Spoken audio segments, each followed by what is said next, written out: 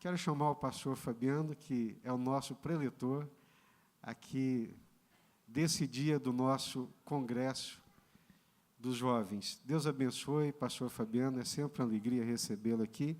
Eu queria que ficasse de pé as famílias que vieram com o pastor Fabiano. Estou vendo aqui a Cássia, a Fabi. A Thalita, que veio para fazer um curso de residência médica, e a Mayara, que minha sobrinha, quem sabe. Está aqui, ó, no meu ouvido. A Thalita, que é médica, veio para fazer residência. A Mayara? Mayara é minha sobrinha. A Mayara é a sobrinha do Fabiano. Sejam bem-vindas, juntamente com a Cássia e a Fabi. Ah, solteira. A Mayara está solteira. Ó, o Fabiano aqui e agora a Cássia também, viu? Deus abençoe, sejam bem-vindas. Pastor, uma alegria recebê-lo. Esse é meu, deixa mim. Esse é o seu. Tudo meu. A água é sua. Graça e paz, irmãos. Amém? É uma alegria estar com vocês aqui de novo. Eu estava ali sentado. Eu gosto tanto de ouvir o pastor Jesus que eu quase choro no aviso. Eu acho que até o aviso dele é diferente. Quase que eu botei meu nome na lista ali. Se eu não almoçar, pelo menos saio renovado. É bonitinho, né? Eu sou... Não é sério mesmo, irmão. Eu sou meio fã do Jesus. Ainda bem que o nome dele é Jesus, aí não vira ídolo, né?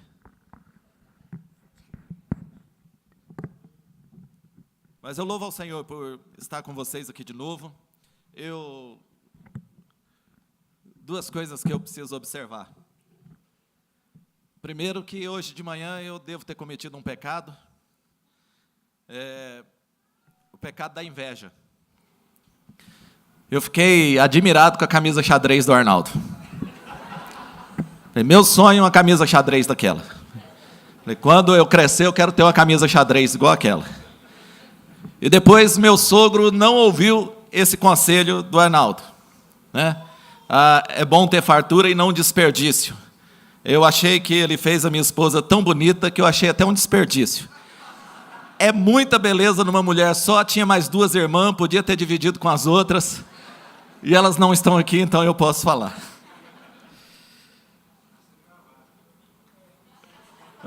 Tá gravado. Não, mas o cara o gravador ali é meu amigo.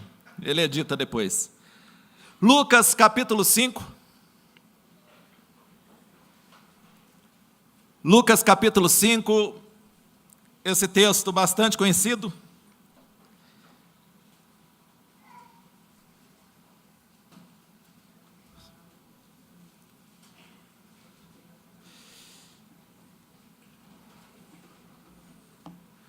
Com o tempo na igreja, todos os textos vão ficando bastante conhecidos.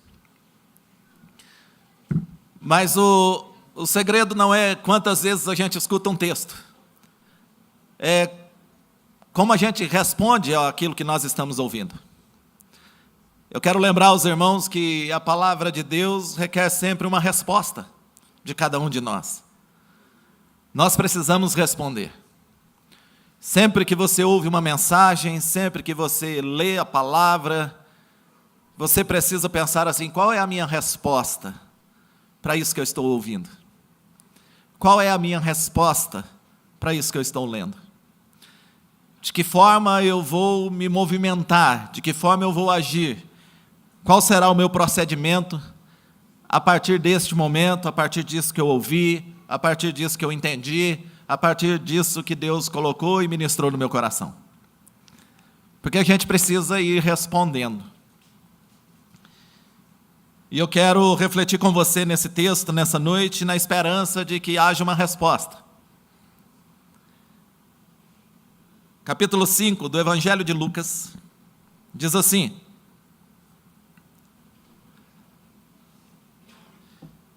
aconteceu que, ao apertá-lo a multidão para ouvir a palavra de Deus, estava ele junto ao lago de Genezaré. E viu 2 barcos junto à praia do lago. Mas os pescadores, havendo desembarcado, lavavam as redes. Entrando em um dos barcos, que era o de Simão, pediu-lhe que o afastasse um pouco da praia. E, assentando-se, ensinava do barco as multidões. Quando acabou de falar, disse a Simão: faze-te ao largo, e lançai as vossas redes para pescar. Respondeu-lhe Simão: mestre, havendo trabalhado toda a noite, nada apanhamos, mas sob a tua palavra lançarei as redes. Isto fazendo, apanharam grande quantidade de peixe, e rompiam-se-lhes as redes. Então fizeram sinais aos companheiros do outro barco, para que fossem ajudá-los. E foram e encheram ambos os barcos, a ponto de quase irem a pique. Vendo isto, Simão Pedro prostrou-se aos pés de Jesus, dizendo: Senhor, retira-te de mim, porque sou pecador. Pois à vista da pesca que fizeram, a admiração se apoderou dele e de todos os seus companheiros, bem como de Tiago e João, filhos de Zebedeu, que eram seus sócios. Disse Jesus a Simão: não temas, doravante serás pescador de homens. E arrastando eles os barcos sobre a praia, deixando tudo, os seguiram. Vamos orar mais uma vez? Meu Deus, tua é esta palavra. Que o teu Espírito Santo ministre aos nossos corações, conforme não o desejo de cada um dos irmãos que estão aqui, mas conforme a necessidade que cada um temos de responder a sua palavra. Oramos no nome de Jesus. Amém.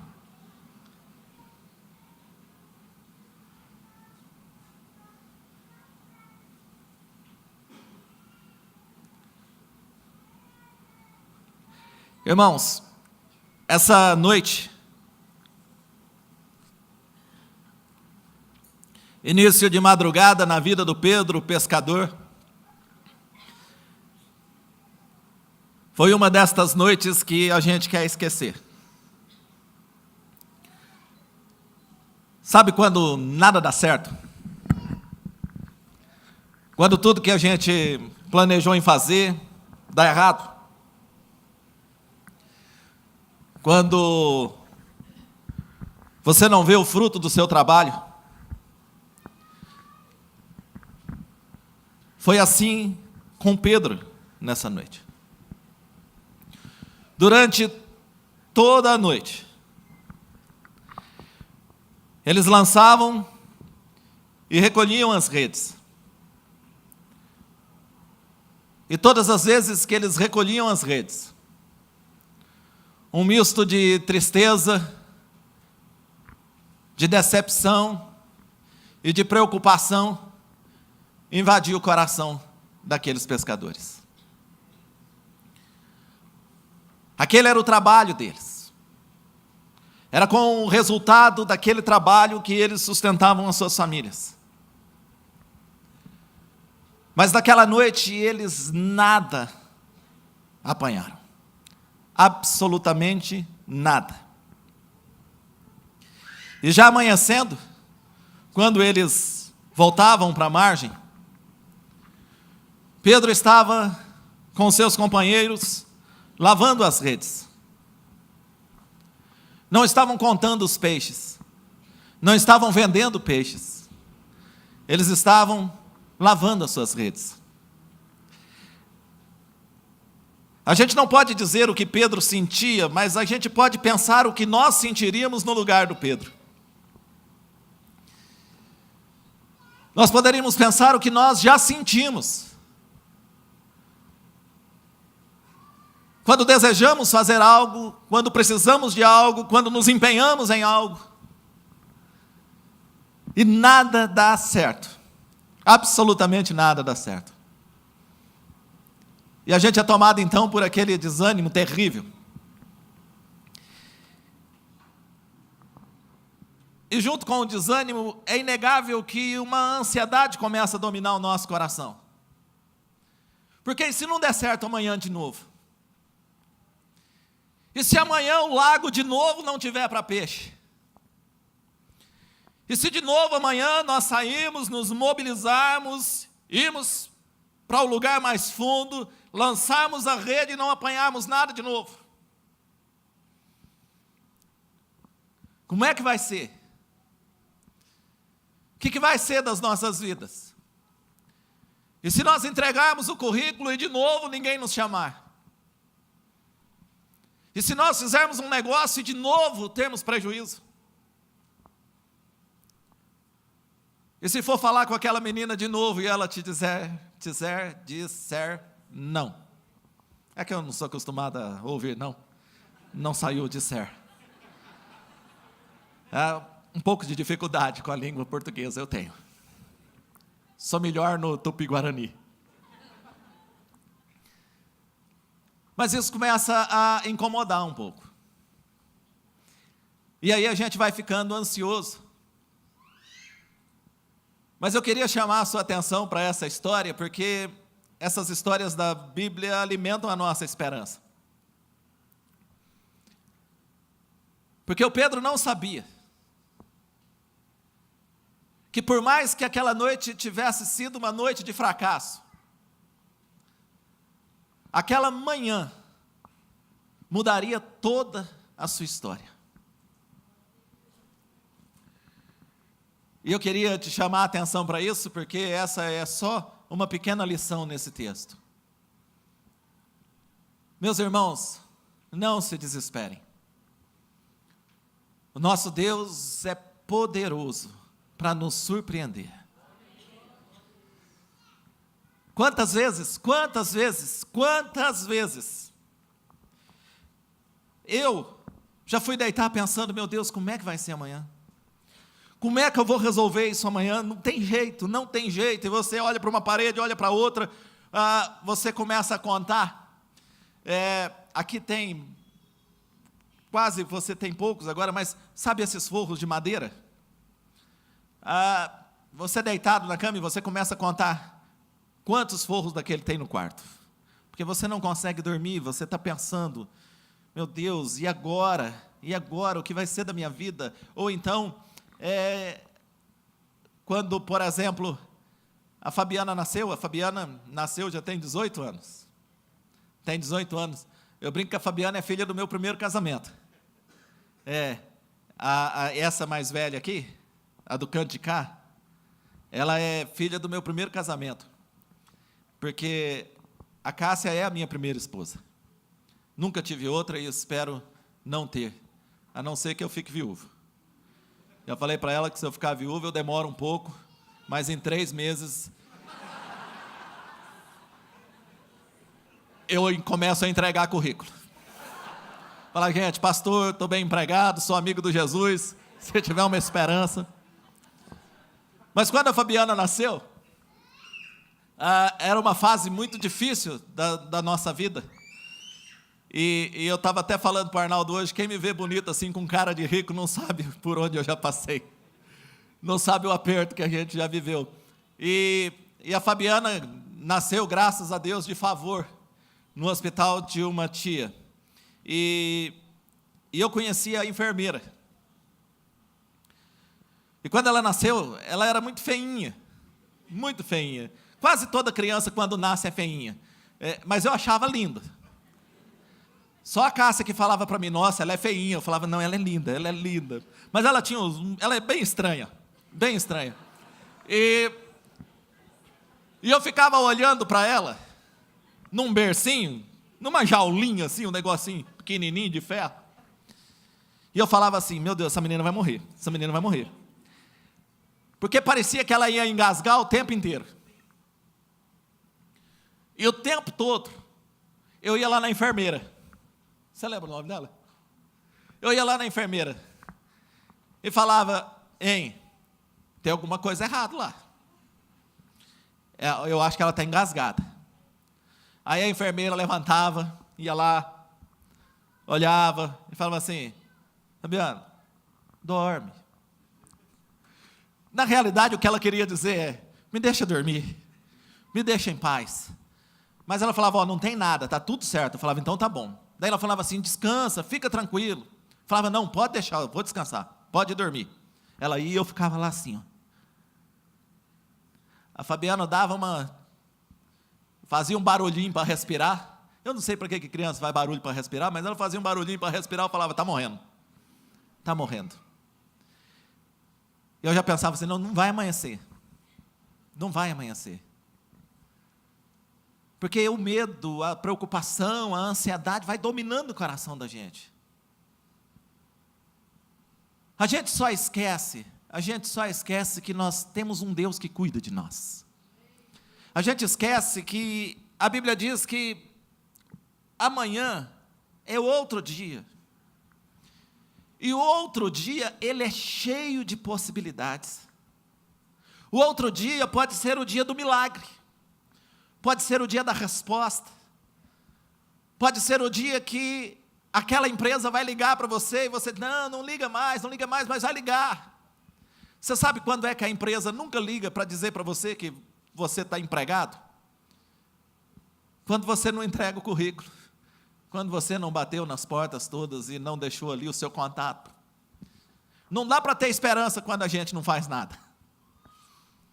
Mas, irmãos, o outro dia é outra história. Eu não sei se você tem algum problema. A maioria de nós temos. Eu não sei se você vem sofrendo com algum tipo de ansiedade ou de preocupação. Mas você não faz ideia do que Deus pode fazer na sua vida amanhã. O Pedro não sabia. O Pedro não sabia. Jesus chega naquele lugar,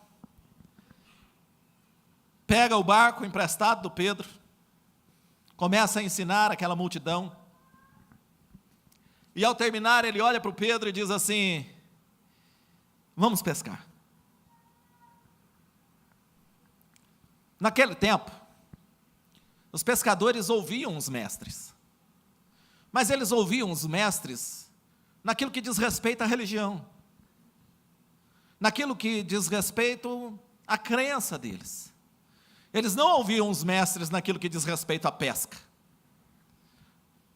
Por exemplo, não é porque é pastor que entende de futebol. Segue o líder. Não é porque é pastor que entende de futebol. Jesus simplesmente chama o Pedro para pescar. E o Pedro vai. Mas você sabe por que o Pedro vai? Porque o Pedro, embora tenha tido uma noite frustrante, ele está preparado para um novo dia. Pedro não diz para Jesus assim, não vai dar para ir não. As redes estão sujas, cheguei injuriado, joguei as redes ali no canto e estou animado não. Não. Quando Jesus chama o Pedro para pescar, as redes estão limpas e o Pedro está pronto. Ainda não é isso que eu vou pregar, mas aqui nós temos mais uma lição. Você está pronto para quando aparecer a oportunidade da sua vida? Você está solteiro, você escovou os dentes quando saiu de casa, porque vai que é nessa noite que sai aquele beijo. Você não sabe. Vai que é nessa noite que ela diz sim para você. Irmãos, eu orei 8 meses para casar com a Cássia. 8 meses. O inimigo estava cegando ela, tapando os ouvidos e endurecendo o coração. Foi um processo de oração de libertação. Eu orei para Deus libertá-la. E eu orei mesmo. E eu coloquei um dia um propósito diante de Deus. Falei, Senhor, olha, eu vou 8 meses, está para parir um filho já. Falei, eu vou orar e vou esperar até o dia 7 de setembro. 7 de setembro. Ó, está chegando 15 de novembro. Pega umas datas simbólicas assim, né? Marca e faz um propósito com Deus. É uma chance de você não morrer solteiro querendo casar. Porque você sabe que não tem perigo nenhum ficar solteiro a vida toda. Se você tem vocação para ser solteiro, pode ficar solteiro a vida toda, é uma benção. Agora, o ruim é ficar solteiro querendo casar. Então, eu fiquei orando e coloquei essa data, 7 de setembro. Mas, irmãos, durante esses 8 meses, eu só chegava perto da Cássia, limpinho, dente escovado, cabelo penteado. Embora ela não gostava das minhas roupas, porque a gente às vezes usa umas roupas esquisitas, eu tinha uma botina com aquele solado de borracha de trator, umas calça jeans largas, umas camisas de manga comprida, eu era meio estranhinho assim, embora até estranhinho casa em igreja, né? Tem esperança para você, meu irmão. Até estranhinho casa. Por mais esquisito que você seja, pode ficar tranquilo, Deus tem alguém preparado para você. Aí eu estava sempre preparado para aquele dia. Mas o inimigo às vezes é teimoso. E ele tapou os olhos e os ouvidos da Cássia até o dia 7 de setembro. No dia 7 de setembro eu tinha uma reunião dos jovens na casa dela. E é lógico, a gente está sempre com a rede limpa e preparada. Eu estava lá. Cheguei de manhã. Na realidade, eu era amigo da irmã dela. Porque ela não queria nem ser minha amiga. Sabe que o inimigo, quando faz, ele tenta estragar tudo, né? Ela não queria ser nem minha amizade. E nem meu dinheiro, porque eu não tinha. Não queria nada. Naquele dia eu cheguei falando, olha, esse é o último dia. Mas quieto. Entrei. E a Cássia sempre foi crente. Primeira coisa que ela falou para mim, falou, hein, você não foi no culto ontem? Eu falei, uau. Ela percebeu que eu não fui no culto. Não, para mim aquilo já era um sim, eu já estava para casar, estava tudo resolvido na vida, oração. Mas ali guardado ainda, tudo guardado no meu coração, porque a gente é crente e às vezes a gente é uns crentes meio doido, né? A gente tinha um negócio assim, ó, não fica falando, senão o diabo escuta, atrapalha, não tem esse negócio? Você já ouviu falar isso? Não fica falando, senão o diabo escuta, atrapalha? Não sei, mas eu estava com aquilo guardado no meu coração, não tinha falado nada para ela. Mas ela veio falar comigo. Passou o dia inteiro. Colocou uma musiquinha lá para eu ouvir, que ela sabia que eu gostava. Estava rolando aquele clima. Mas era um clima bem gospel. Eu de um lado da casa, ela do outro. Ela botava a musiquinha na área, ia para a cozinha, saía da cozinha, ia para a área. Mas a hora que foi 5 horas da tarde, Deus decidiu agir de uma vez. Do mesmo jeito que Jesus olhou para o Pedro. Irmãos, presta atenção nisso. Do mesmo jeito que Jesus olhou para o Pedro e falou assim, vamos pescar. E o Pedro falou, estou pronto. A Cássia chegou na cozinha 5 horas da tarde. Eu nem sou insistente, nem sou perseverante. Cheguei de manhã, às 5 horas da tarde, eu estava lá ainda. Não tinha mais jovem nenhum lá, só estava eu. Cássia olhou para mim e falou assim, hein, você quer casar? Meu irmão, rede limpa. Falei, quero. Quando? Aí ela falou assim, falei, ué, fevereiro. Não, fevereiro está longe. Aí a Cássia, com aquele pensamento arnáldico, falou assim, não, fevereiro já passou Natal, passou Ano Novo, todo mundo já gastou, ninguém pode dar presente, não vão poder vir. Não. Eu falei, não. Então vamos casar quando? 7 de setembro. Eu olhei para uma folhinha abençoada que só tem na casa de classe média. Tipo,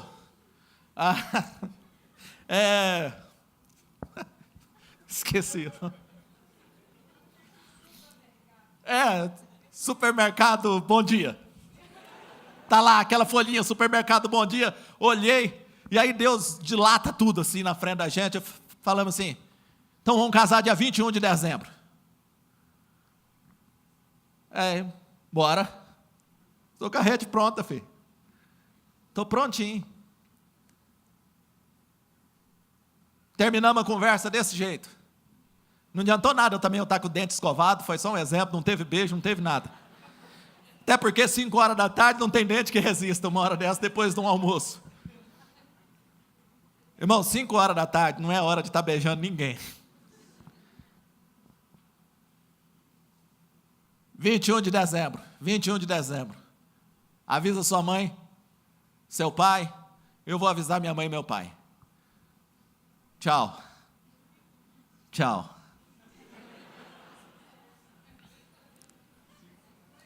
21 anos. 21 anos depois, completo de 21 anos agora, dia 21 de dezembro, aqui em Anápolis. Viu? Vocês podem preparar o almoço, vai ser aqui em Anápolis, naquele hotel lá, ó, que você me mostrou, que você deixou os caras lá, e que eu tenho que ficar vindo e voltando de Goiânia? Não, vai ser lá. Essa foi um particular com o Braz. Você está pronto para a hora que aparecer a oportunidade? Por que você não está trabalhando ainda? Estou esperando um concurso. E você está estudando? Não, estou esperando o concurso. Não, então você não está esperando concurso. Você está pronto? Você está pronto para o Senhor te chamar? Você está preparado? A sua rede está limpa? Ei, presta atenção nisso, deixa o Espírito Santo de Deus falar no seu coração.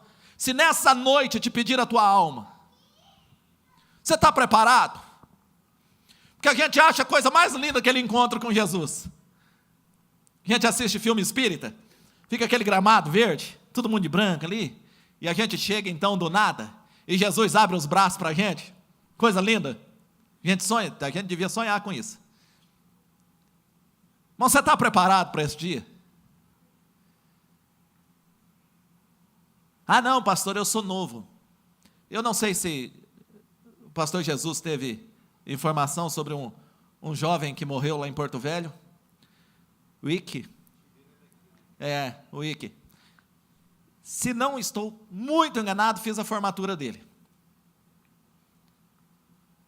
Filho de uma família muito tradicional lá em Porto Velho, de médicos, com 29 anos, numa BMW, uma moto BMW branca, coisa mais linda, sofreu um acidente, voltando, acredito que de um plantão. Você está preparado? A sua rede está limpa? Porque Jesus não manda carta dizendo, semana que vem a gente vai pescar, semana que vem vai abrir uma porta de emprego, semana que vem vai aparecer a pessoa da sua vida, semana que vem vai chegar a cura, semana que vem eu vou pedir a tua alma. Não. Nós precisamos estar preparados para esse dia. Precisamos estar preparados. Amém? Então, Jesus chama o Pedro para pescar. E o Pedro diz, bora. Mais uma discussãozinha com o Braz, só mais uma.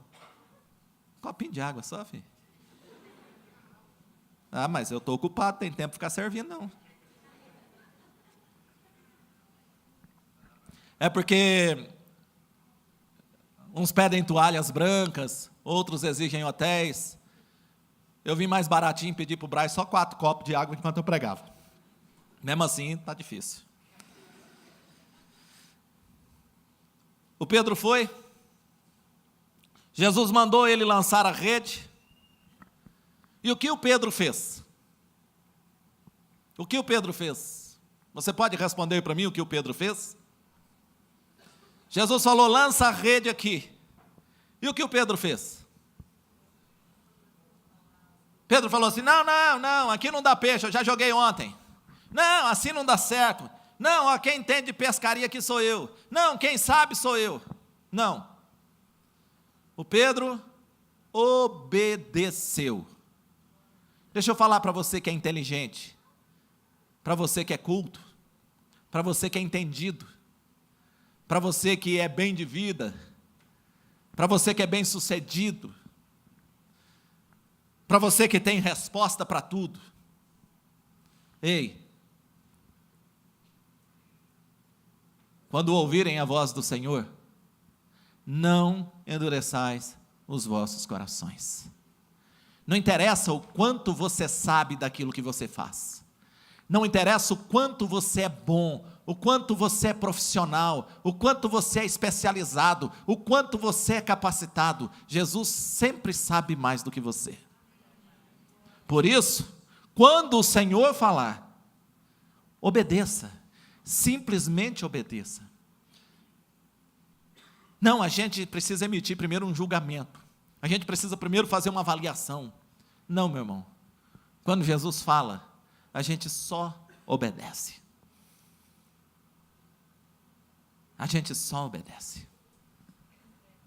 A Cássia não queria casar comigo. Nunca quis. Nem quando casou. Nem quando casou ela queria casar comigo. A Cássia só casou comigo porque ela quis obedecer aquilo que Deus estava falando para ela. Porque ela quis obedecer aquilo que Jesus tinha colocado no coração dela. A conversa com Jesus era mais ou menos desse jeito: Senhor, eu não quero, mas se o Senhor quer, eu vou enfrentar essa batalha. Mas, irmãos, Deus transformou o choro dela em riso. Deus transformou o pranto dela em dança. Mas é verdade. A gente não faz as coisas porque a gente quer. A gente não faz as coisas porque a gente acha, porque está sentindo. A gente faz em obediência àquilo que o Senhor está falando. Sabe quais as razões para que eu e a Cássia ficássemos casados nos nossos primeiros 5, 10 está bom, né? Os nossos primeiros 10 anos. O fato de termos certeza que estávamos obedecendo ao Senhor. Isso fez toda a diferença no nosso casamento. Não é porque ela era apaixonada por mim. Não é porque eu olhava e via os olhos verdes dela, que ela nunca teve. Nem os olentes. Mas é simplesmente porque nós decidimos obedecer o Senhor. E deixa eu te falar uma coisa. Eu fui convidado para uma reunião de jovens, dirigida por jovens, mas não existe idade para obedecer ao Senhor. Não importa quantos anos você tenha. O Senhor é eterno. Tem muito mais tempo do que você. Por isso, obedeça. E o Pedro obedeceu.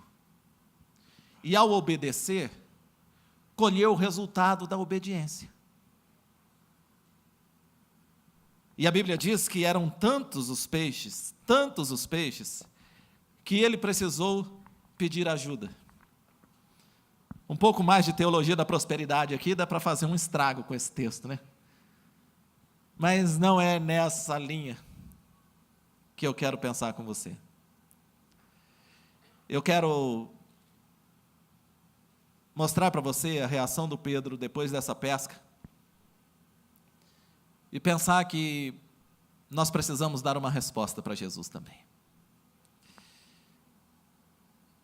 Quando Jesus pediu que Pedro lançasse a rede, Pedro disse: mestre, porque Pedro havia visto Jesus ensinando. Depois que Pedro puxa a rede e reconhece ser aquilo um milagre, ei, Deus continua fazendo milagres, viu? Deus continua fazendo milagres, meus irmãos. É que nós estamos tendo recurso demais e não estamos prestando atenção nisso. Deus continua curando enfermos. É que a gente tem tanto recurso hoje que a gente primeiro sai levando em todos os lugares e depois lembra de falar: Deus, tem misericórdia. Deus continua fazendo milagres e a gente precisa continuar crendo nisso. Nós estamos nos tornando um povo extremamente racional. A nossa cultura corre o risco de sufocar a nossa fé. Porque nós vamos ficando tão inteligentes que nós queremos respostas para tudo.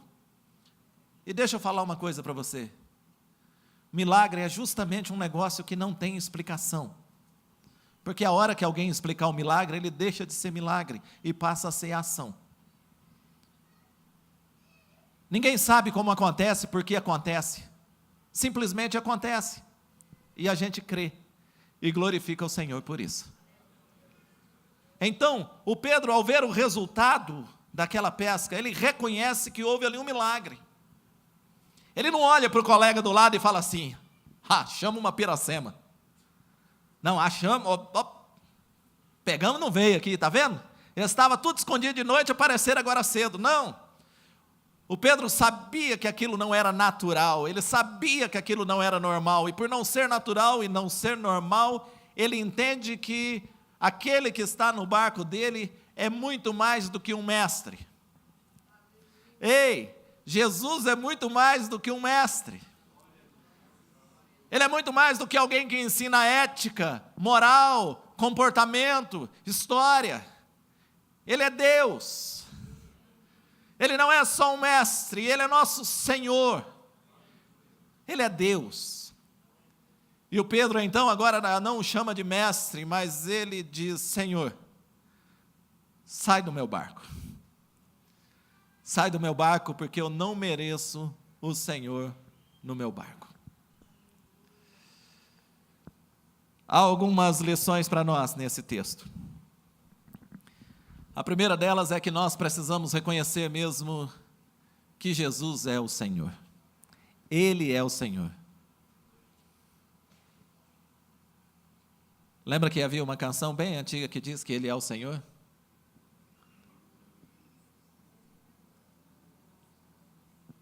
Ele é o Senhor, gente. Sabe o que eu queria chamar a sua atenção? É que, se você visse Jesus passando por esse corredor hoje,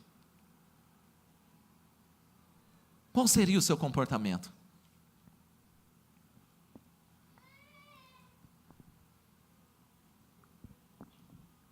Tem uns pentecostais aqui de origem, que vão lembrar de... Você imagina se o homem de branco estivesse passando por aqui hoje? A figura parece estranha, né? O homem de branco passando por aqui hoje. Jesus passando por aqui hoje. E se Jesus passasse por aqui hoje, qual seria a nossa reação? Eu lembro que eu estranhava muito na igreja que o culto estava meio desanimado, sabe? Aquela coisa assim, todo mundo cantando naquele ritmo melancólico. Grande é o Senhor e muito digno de louvor na cidade do nosso Deus, seu santo amor. Sabe aquela coisa assim? Que o cara canta até com pouco caso, né? Fala grande é o Senhor e está comendo a cutícula. Mas se alguém ficasse endemoniado, Jesus, nossa! Um já levantava falando em línguas, o outro chorando, o outro sapateando, parecia que o demônio incendiava a igreja. Parecia que era só ter uma manifestação demoníaca que o povo ficava animado. Dava quase para orar e falava assim, você ficava lá, via aquele desânimo, falava assim, alguém podia manifestar hoje, né? Alguém podia manifestar, porque se alguém manifestasse, o fogo ia cair, né? E se Jesus entrasse na igreja? O baterista faz aquele barulho, e Jesus começa a descer. Aí, um ia chorar de um lado, outro ia chorar do outro, outro ia se arrepender, outro ia cair de joelho, outro ia querer mudar de vida.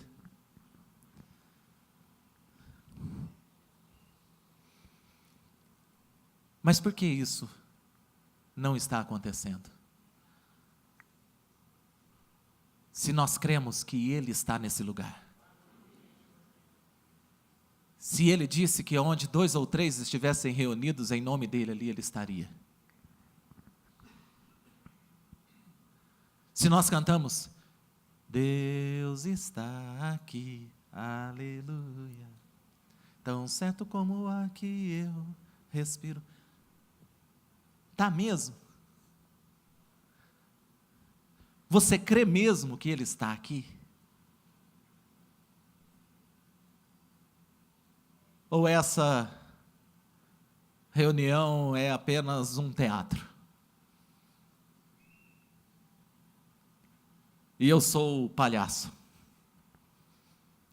que vim aqui lá de Goiânia para entreter você, para que você tivesse 40 minutos de um misto de alegria e frustração.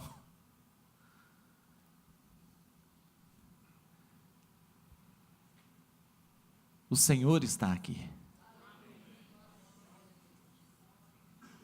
Eu sei que você não está vendo.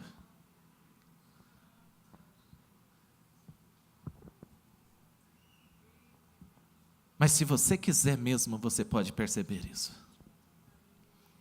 E quando Pedro entende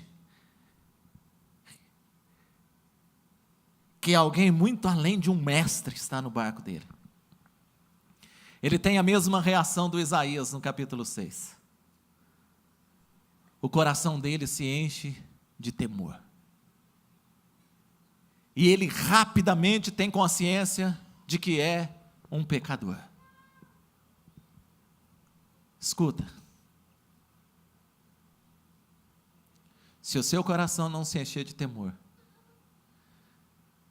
e se você não tiver consciência de que é um pecador, possivelmente, você não esteve na presença do Senhor.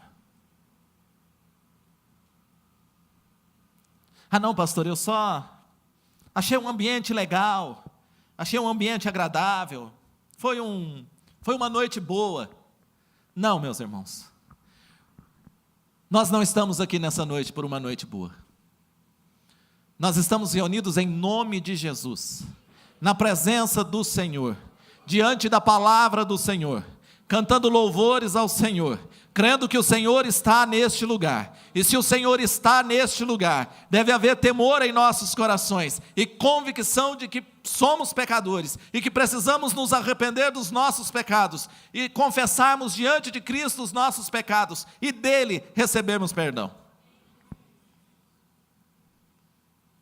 Pastor, mas eu sou um homem importante, vai para o inferno sem Jesus.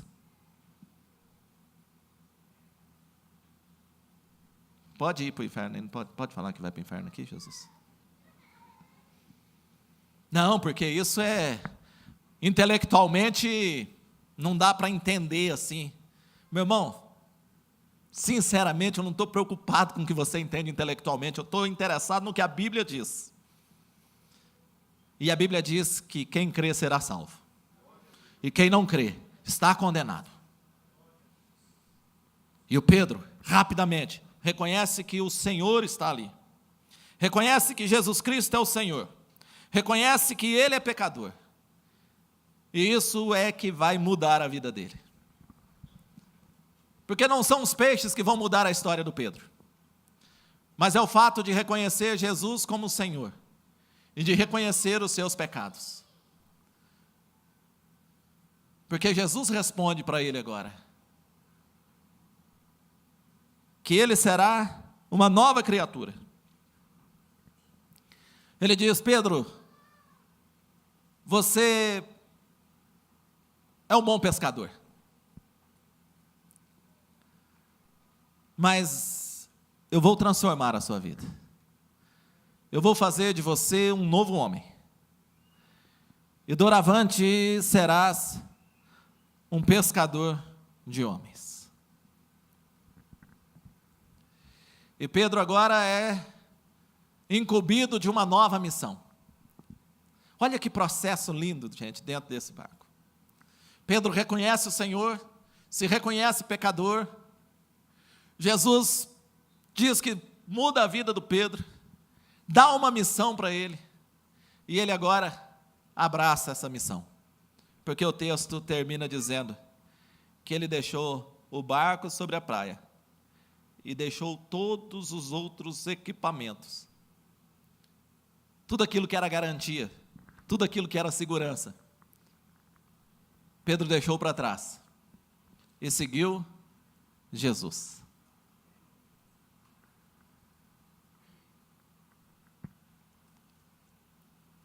A pergunta para nós nessa noite é,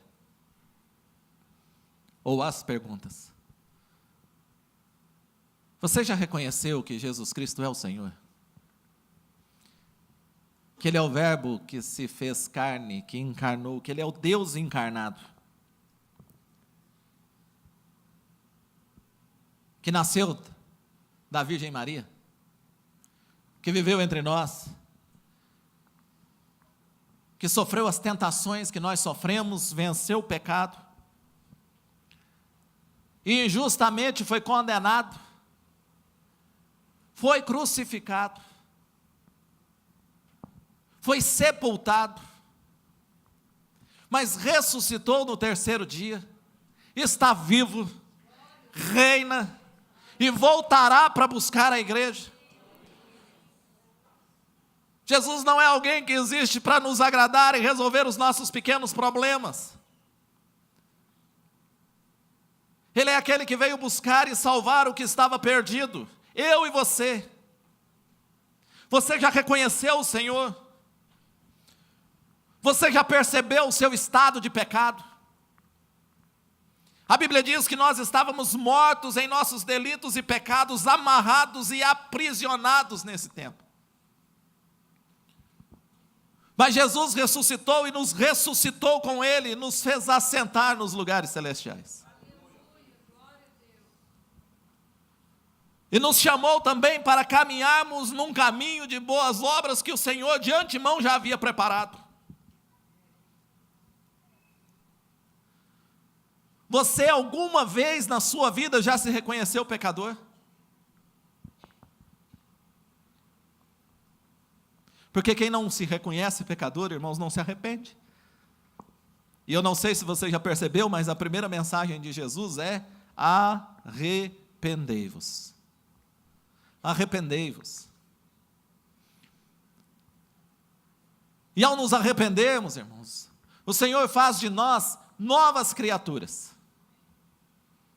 E como novas criaturas, nós temos agora um novo caminho. Um novo caminho. Um novo e vivo caminho. Somos chamados agora para uma missão. E qual é essa missão? Encontrarmos os nossos outros irmãos que estão perdidos. E anunciarmos para eles que há esperança. E por que há esperança? Porque o Senhor ressuscitou. Cristo é a nossa esperança. O Jesus do barco é a nossa esperança.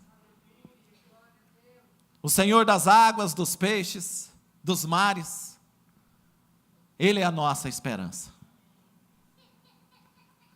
E é porque cremos nele que precisamos continuar levando essa palavra. Eu e você, meus irmãos, meus queridos irmãos, somos portadores de uma palavra de esperança.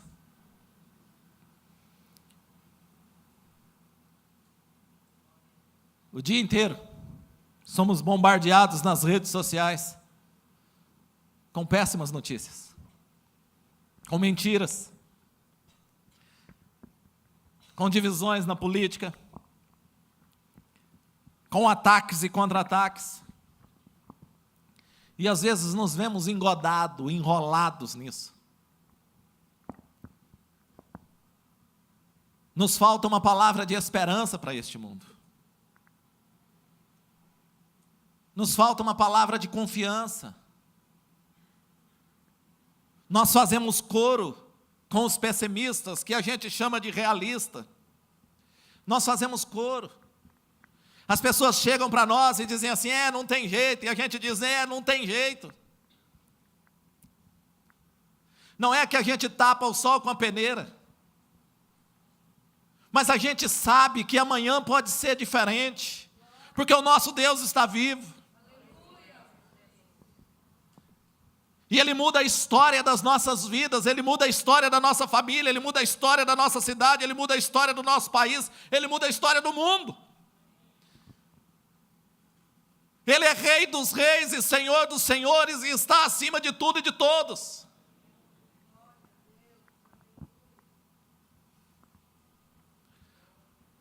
Mas nós não temos esperança. Nós fazemos coro e nos associamos aos ansiosos. Meu Deus, o que vai ser amanhã? E você diz, o que vai ser amanhã? Eu não sei o que vai ser amanhã. E você entra no mesmo desespero do ímpio. Você entra na mesma vibe do ímpio, você entra na mesma paranoia. Porque ele não tem mesmo em quem esperar. Se o mercado for mal, a esperança dele está no dinheiro. Ele não tem em quem esperar. Por isso ele é dominado pela ansiedade, pela preocupação, pelo desespero, pela angústia. Mas nós não. Nós não negamos os problemas, mas nós temos uma esperança.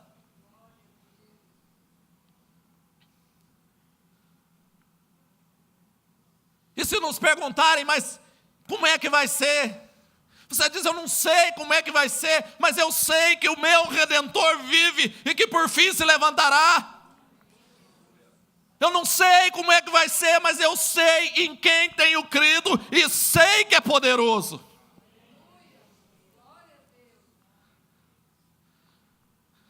Nós somos o povo da esperança, meus irmãos. Nós não somos o povo do desespero, da agonia, da angústia e da ansiedade. Nós somos o povo da fé. Que crê, ou pelo menos deveria crer, que o nosso Deus, Ele pode todas as coisas e que nenhum dos seus planos podem ser frustrados. Diz o Jó, ainda com suas feridas e suas dores. Eu gosto porque o Jó não faz essa declaração sarado, curado e restituído. Ele faz essa declaração lascado, ferido, ainda com o luto dos filhos e com a luta das dores. Mas ele diz, nenhum dos planos do Senhor podem ser frustrados. Eu não sei como têm sido as suas noites, mas eu posso dizer para você que o Senhor, amanhã pode mudar a sua história. Ele vai mudar? Não sei. Eu não sei se ele vai mudar, mas eu creio que ele pode. Eu não sei se ele vai curar, mas eu creio que ele pode. Eu não sei se vai abrir as portas, mas eu sei que ele pode. Eu não sei se vai dar certo, mas eu sei que ele pode. E é nessa esperança que eu vivo. Porque eu não vivo na esperança do que eu vejo. Eu vivo na esperança do que eu creio. E é naquilo que eu creio que eu busco renovar as minhas esperanças toda manhã. E tem vezes que a gente puxa uma rede cheia de peixe. E tem vezes que a gente puxa a rede só com entulho. E tem vezes que a gente ganha. E tem vezes que a gente perde. E tem vezes que a gente está alegre. E tem vezes que a gente chora. Mas não importa se é na derrota, se é na tristeza, se é na alegria. Ele vive. E se ele vive, eu continuo crendo que amanhã é um novo dia. Que o Senhor nos abençoe. Que o Senhor nos abençoe. E que se não mudar a nossa vida amanhã, que pelo menos fortaleça a nossa fé nessa noite. Fique em pé, por favor.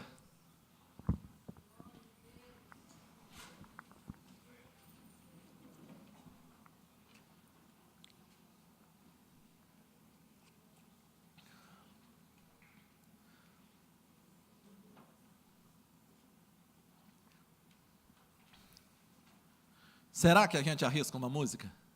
Eu ainda tenho 5 minutos. Será? Se você for novinho demais e não souber, manda alguém que sabe cantar Porque Ele Vive. Eu brinco com Jesus que aqui até os feinhos são bonitinhos, né? É engraçado. Tem lugar que você vai que até os bonitinhos é feio. Mas aqui até o feinho fica arrumadinho, bonitinho. Vocês não esperem que eu cante. Meu negócio é só mexer com as mãos. Sabem cantar? Sabem cantar? Tem crente aqui? Amém.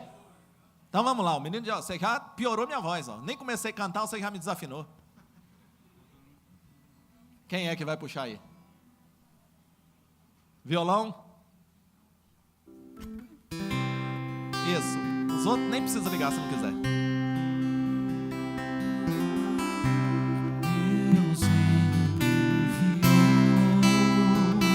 Que a sua fé seja alimentada por isso. Que a sua esperança seja renovada. Aleluia, aleluia. Oh, glória a Deus.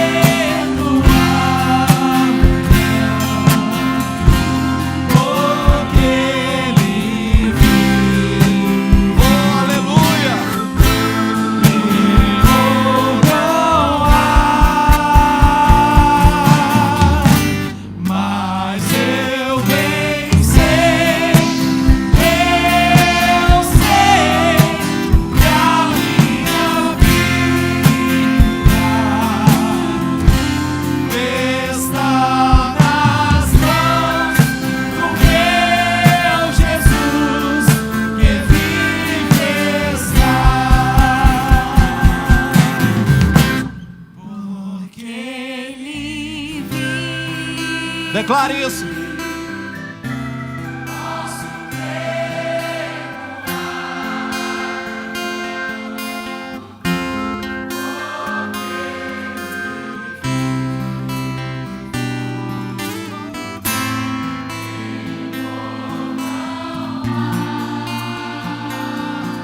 Olha o que nós sabemos.